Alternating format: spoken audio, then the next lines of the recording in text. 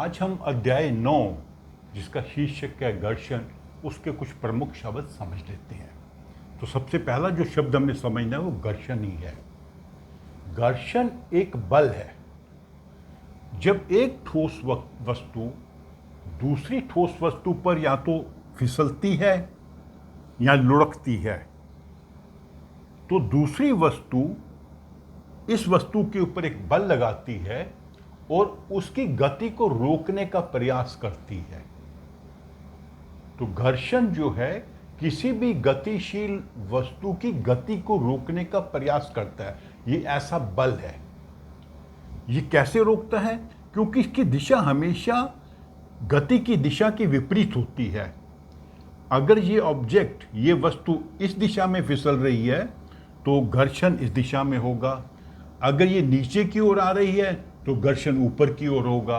अगर ये पहिया सामने की ओर चल रहा है तो घर्षण पीछे की ओर होगा। तो चूंकि ये विपरीत दिशा में होता है बल, तो ये उसकी गति के प्रभाव को कम करता है और धीरे धीरे रोक भी देता है। जैसे आप बॉल को किक मारें तो कुछ समय तक वो ज़मीन पर लुढ़केगी, फिर एक समय आकर रुक जाएगी। आप साइकिल चला रहे हैं, साइकिल की आप ब्रेक लगाइए, ब्रेक और पहिए में घर्षण होगा और ये पहिया कुछ समय के बाद रुक जाएगा। तो घर्षण हमेशा गति के विपरीत दिशा में होता है। उसकी दो दिशा होती है। जो बल हम उस पर लगा रहे हैं, जिस बल से इसको मूव कर रहे हैं या पहिए को मूव कर रहे हैं, उसकी विपरीत दिशा में होगा, अपोजिट साइड।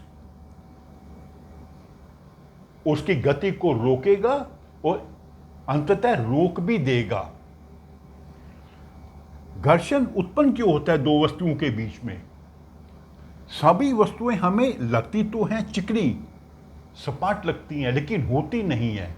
उनकी जो सरफेस होती है, जो ऊपरी सतह होती है, उसमें थोड़ी अनियमितताएं होती हैं दोनों में। इस ऑब्जेक्ट के भी होगा। जैसे मान लीजिए बुक है, ये बुक इसके ऊपर मैंने रखी, तो दोनों के सरफेसेस में थोड़ा सा अनियमितताएं हैं जो एक दूसरे में फंस कर इसकी गति में अवरोध पैदा करती हैं। तो जैसे जैसे ये सतह चिकनी होगी, घर्षण कम होगा। घर्षण को कम करने की कुछ विधियां होती हैं जो हम अलग से समझेंगे, और घर्षण भी कई प्रकार का होता है, उसको भी हम अलग से समझेंगे। घर्षण कई सिचुएशन में, कई स्थितियों में हमारे लिए लाभदायक है और कईयों में हमारे लिए हानिकारक है, वो भी हम अलग से समझेंगे। तो